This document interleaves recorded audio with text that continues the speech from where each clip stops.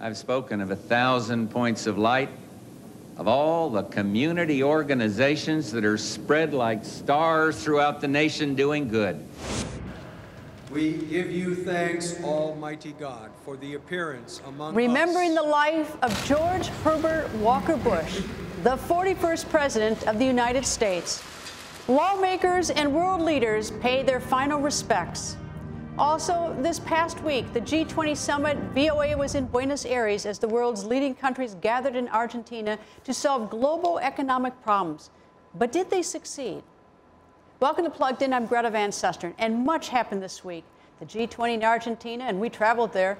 But late last Friday brought Americans very sad news. The death at the age of 94 of the 41st President of the United States, George Herbert Walker Bush. We will bring you some of the tributes coming in from world leaders, politicians, and lawmakers. And we will also bring you my exclusive interview with U.S. President Donald Trump in Argentina. His thoughts on the G20, on China, Russia, and our trading partners. At the G20, we also sat down with Singapore's finance minister to talk about his hopes for the global economy. And we will bring you analysis from our VOA correspondents from around the world. We're on Facebook at Voice of America, and we'd love to hear your comments and questions. But first, an update. A state funeral here in Washington, D.C. at the U.S. Capitol and at Washington's National Cathedral to honor former U.S. President George H.W. Bush. He died Friday at his home in Texas, just 7 months after his wife of 73 years died. President Bush was 94. American lawmakers and the Bush family paid tribute to the president in the U.S. Capitol Rotunda. VOA's Brian Padden filed this report on how some are remembering the life of an influential and much-loved American president, a man who dedicated his life to making his country a kinder, gentler nation. On Monday at the Texas National Air Base, cannons fired in salute, while a military honor guard escorted the body of former U.S. President George H.W. Bush for his last flight to the nation's capital. His son, former President George W. Bush, along with family and friends, were by his side. During the arrival ceremony at the Capitol Rotunda, U.S. Vice President Mike Pence spoke of the former president's lifetime of service to the country. His example will always inspire, and his lifetime of service will be enshrined in the hearts of the American people forever. The U.S. Naval Academy Glee Club sang America the Beautiful for the late president, who served as a naval fighter pilot during World War II and was awarded the Distinguished Flying Cross for heroism after his squadron was shot down by Japanese forces.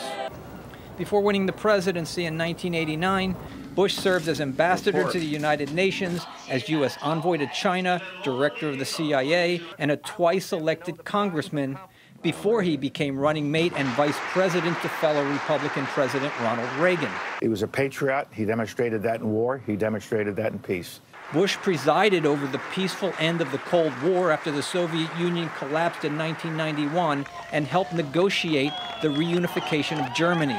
He's the father, or one of the fathers, of the German unification, and we will never forget that. He knew foreign policy. He understood it.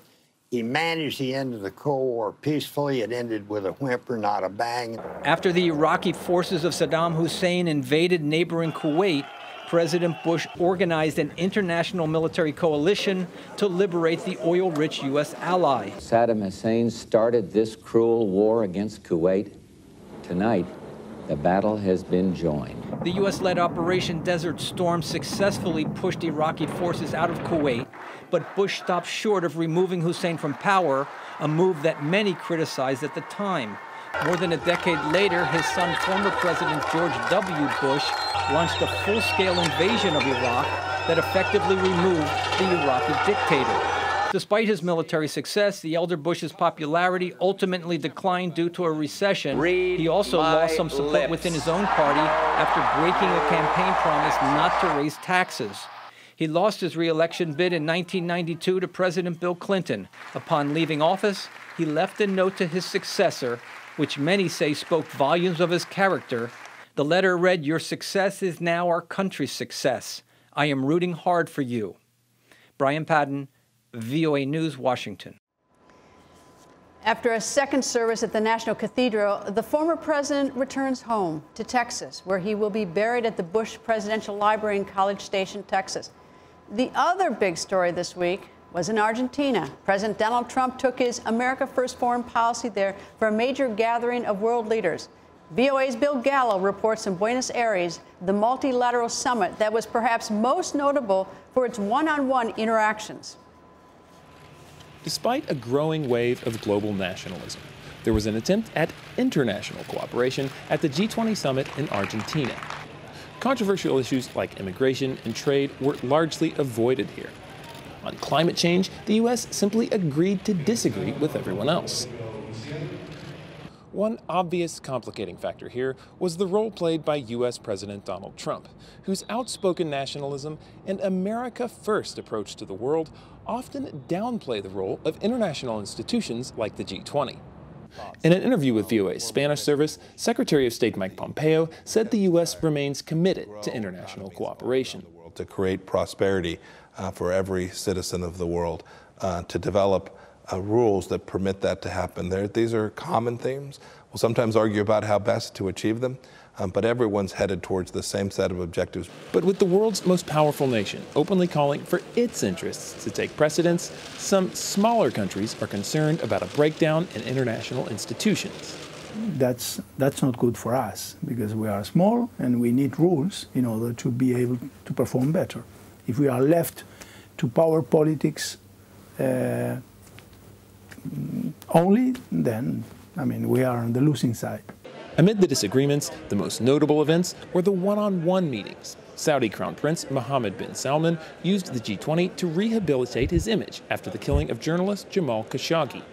Trump and Chinese President Xi Jinping used it to reduce U.S.-China trade frictions.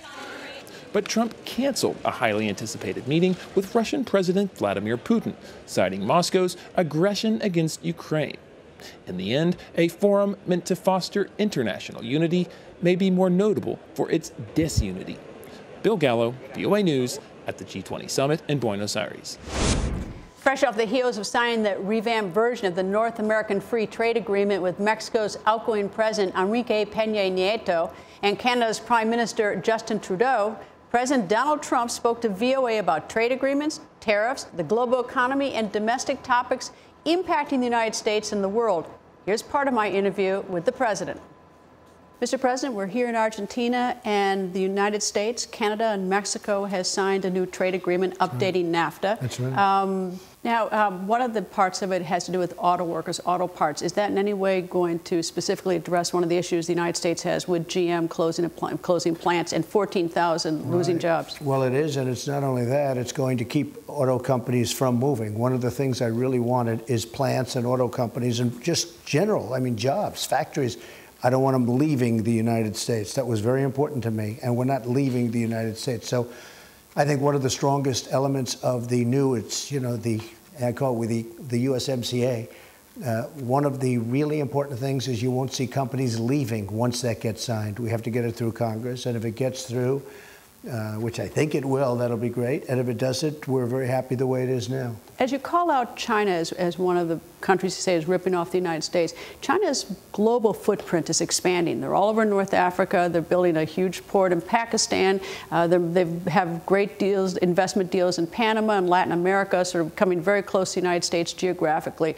Do you trust the strategic goals of China, or are you a little bit worried? Well, I think they're going to have less money than they have right now because the deal that I'm making, if you look at, we have $250 billion right now at 25%. That means we're going to be taking in billions and billions of dollars, plus I can double that up, and then I can double it again.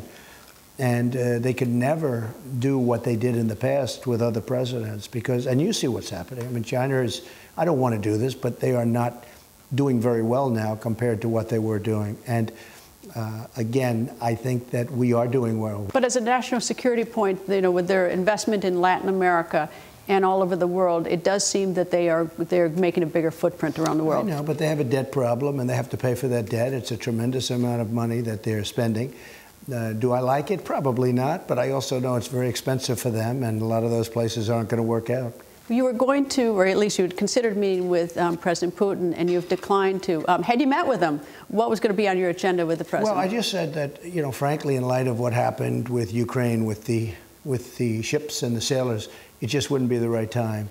But I will meet with him. I think we have a very good relationship, and I think we're going to have a very good relationship with Russia and China and everyone else. I mean, I think it's important. So I'll meet with him at the appropriate time. What do you think he's thinking about doing with Ukraine? Why did he seize the sailors and the vessels? I can't read his mind, and nobody can, and he knows what he wants to do, but we can't allow certain things to happen. And you know, it happened, and I just can't be a part of it. All right. One of the issues of a global economy is climate change. That's a discussion here.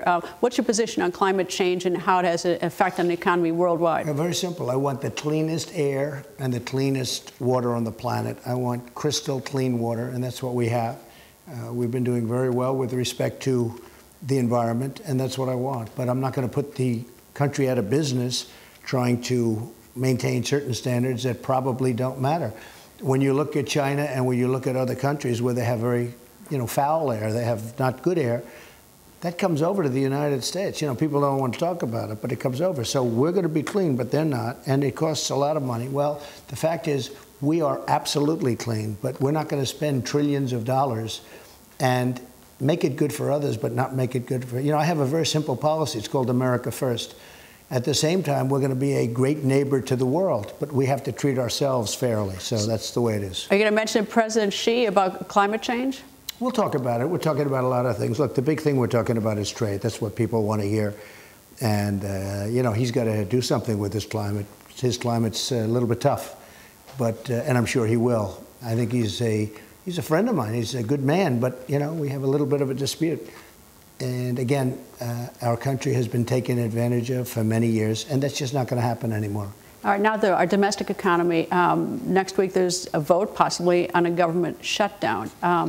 First of all, do you think there is going to be a U.S. government shutdown, and does that have any sort of global economic impact? Well, I can't tell you if there's going to be a shutdown because nobody knows, but I will tell you we're going to have border security. We're going to have a lot of border security. You saw what we did with all of the caravans coming up, and now they're starting to head out. They're starting to go back. But we are going to have security. We're not going to let people come into our country illegally. We're going to have people come in on merit. We need people. You know, we have the lowest unemployment rate we've had in 51 years. We need people in this country. We have companies moving in. In fact, Prime Minister Abe of Japan just told me they're moving 2 big car companies. They're going to be opening up 2 massive plants. You know, you don't hear that often, but a lot of that is happening. You hear about a General Motors, and I don't know what happened with General Motors, but the trend is exactly the opposite. And I will say this, our economy has never done better. We're doing unbelievable numbers. You see that. And a lot of good things are happening. $5 billion is what you want for the wall, this go-around. So far, Congress is saying that it won't. So what happens? We'll have to see what happens. Are you willing to, is it negotiable for you? Look, I'll just tell you this. We're going to have border security. And if we're not going to have border security, some very tough things are going to happen. But we're going to have border security. We can't have people pouring into our country like they have over the last 10 years. And you see what's happening when you have MS-13 and these gang members. And look at the caravan. Now they have over 650 people that are absolutely stone-cold criminals. I don't want them in our country. I'm not going to have it. You don't have borders. You don't have a country, Greta. And I'm not going to have it. All right. One last question, and I'll give you a chance to educate there, or at least talk about the American media. What is it the U.S. media collectively doesn't understand about the economy? When you look at things you hear our reporting, any thoughts about our reporting? Well, I think they understand the economy. They know how well we're doing. They just don't like to say it because that's good for me. So they don't want to say it. You know, look, I call it fake news. I don't say the media. I say you have so much false reporting. But we have a phenomenal economy. They know that. Look, we have the best unemployment numbers as a group that we've ever had. You look at African-American unemployment and Asian and Hispanic American. You look at all of it, they're the best numbers in history. The best, I mean, these are historic lows. So the media knows how well we're doing. They tend not to want to write it. So you like discussing the economy of these world leaders? I do. I mean, we have the best economy in the world. Actually, every leader came up to me virtually, and they said, congratulations on the great economy. Mr. President, nice to see you. Thank you, Greta. Thank you. Nice to see you. Nice. Thank you very much.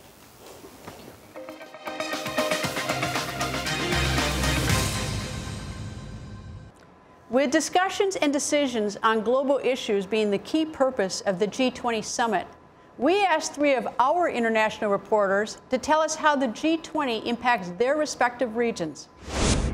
I'm Gil Cabrera with VOA's Latin America service.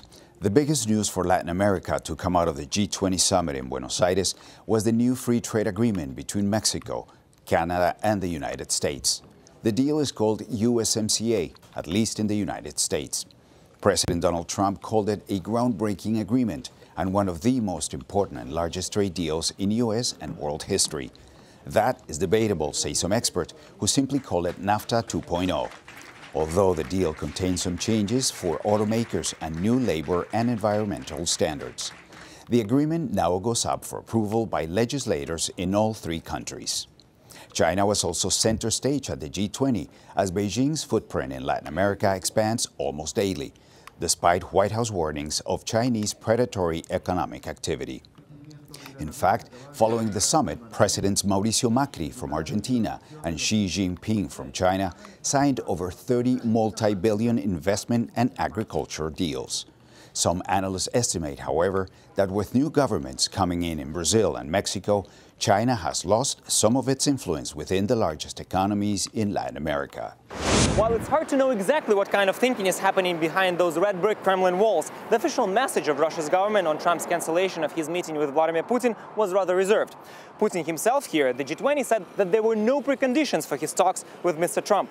Although some experts argue that Putin felt humiliated and sidelined by the American administration here in Buenos Aires, although he perfectly understands that the optics of such meeting with Mr. Trump today, and especially the post-summit press conference, would have been devastating for this President of the United States.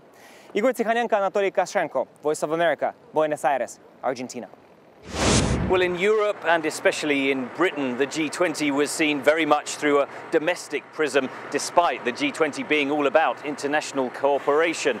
Britain's Prime Minister Theresa May used the stage in Buenos Aires to try to convince other world leaders that Britain's exit from the European Union isn't about Britain retreating and closing the doors, but rather about becoming a global Britain, as she put it, despite critics noting that much of the campaign was based on anti-immigration rhetoric and about taking decision-making back to Britain. And those themes are reflected very much in other European nation states, with countries like France and Italy and Germany all battling anti-globalist populism forces back home. So perhaps those efforts at global governance on issues like climate change was tempered by domestic events back in Europe.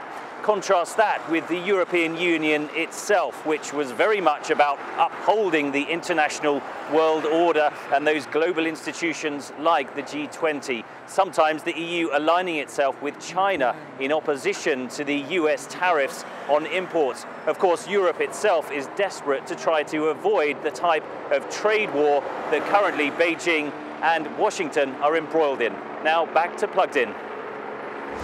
Dubbed the gateway to Southeast Asia, Singapore is one of Asia's major financial and investment hubs. The island nation of Singapore is an important player in both the Asian and global economies. Its finance minister is also the current chair of the Association of Southeast Asian Nations. I sat down with Singapore's Minister of Finance, Heng Keat, for insight into current global economic tensions and the importance of climate.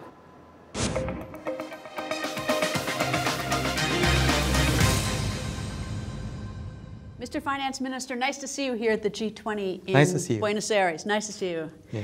What is the impact of the current trade war that the United States is having with China? What's the impact on Singapore and also the global economy? Well, the impact on the global economy it is already having an impact on the global economy. The IMF has cut its global forecast of GDP growth from 3.9 to 3.7.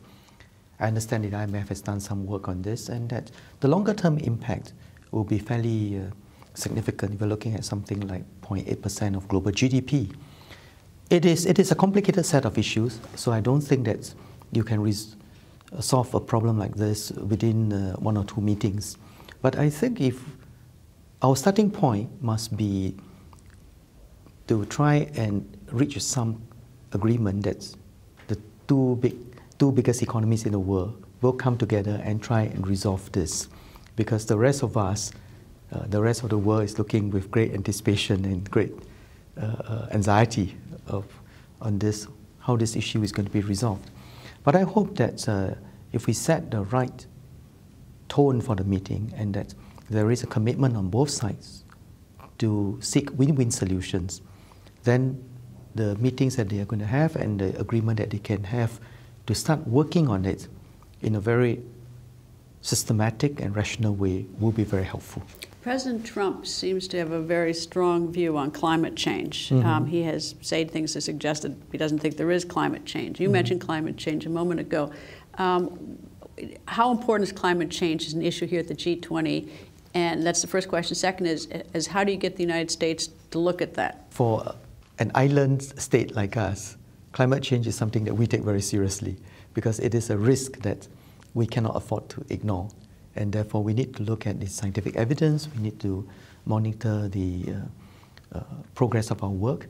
I have announced that we will impose a carbon tax starting from next year because we think that we must all do our part to mitigate it to the best of our ability, and that we need to work together across the world in order to tackle this very major challenge. So how do you get big nations that are contributors to the issue, perhaps China, United States, India, some of these big countries who are contributing to the issue, how do you get them to have the same level of interest as an island nation such as your own? Well, first I hope that the scientists around the world are working together on this in order to present credible scientific evidence of these changes that we are seeing. And two, that we use global forum, whether it's G20 or whether it is the Climate Change Committee, to look at the evidence of this and look at how we can all cooperate on this aspect of the work. Because it is a critical challenge, not just for one or two countries, but across the whole world. When you step back and look at the globe and you see what the Chinese economy, China is reaching all over the world. It's got it's reaching into North Africa, into Pakistan, down into a port, a new port that they're building. They're moving all over the planet, and they're active in the South Sea. What's your sort of thoughts about China's role in the world economy right now? Where's it headed? Well, I think if China can help to develop these various economies well, to provide some inputs. Just like in the very early years, I think many countries benefited from help from the US. And the Marshall Plan is just one example of it. But at the same time, the US corporate investments around the world has been very important in raising the economic potential of many countries. Singapore has been a big beneficiary of US corporate investments. And even till today, we have many large US companies that have their operations in Singapore, whether it is high-tech companies like HP or Google, Amazon, or banks and like Citi and a whole range of financial institutions. And we do believe that that sort of specialization and that sort of quality of companies that we are able to attract help to lift our potential and help to lift the potential of our workers. So in the same way, if it is a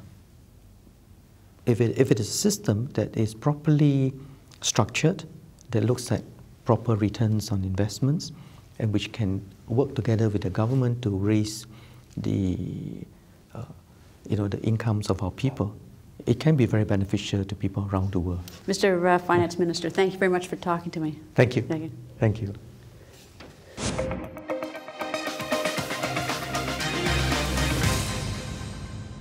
The Buenos Aires G20 summit marks the 13th meeting of the group of 20 countries.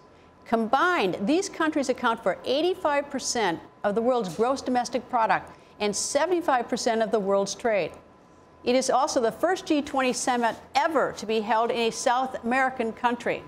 For Argentine President Macri, it was an opportunity to bring South American perspectives to a global forum, and it was also an opportunity for the thousands of delegates and visitors who gathered in the country's capital city a chance to experience old world Europe with a twist of tango and also some great food. VOA producer Brian Allen traveled with us to Argentina.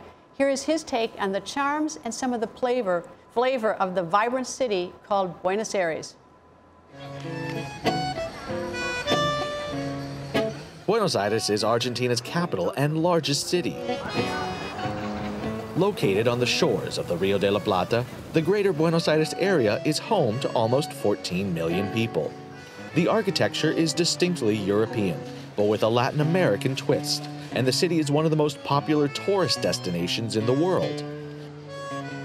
Porteños, as people from Buenos Aires are called, are as passionate about their city as they are the local football teams. Important landmarks include El Obelisco, which is in the middle of Avenida 9 de Julio, the widest street in the world. The Plaza de Mayo sits in front of the Casa Rosada, which is the executive mansion and office of the President of Argentina. The Recoleta Cemetery is one of the most beautiful in the world. Here you can find the tombs of past presidents and other important figures from Argentine history. Buenos Aires is perhaps best known for the tango, a romantic and passionate dance style that combines influences from many other cultures from across the world and reflects Argentina's diverse immigrant populations.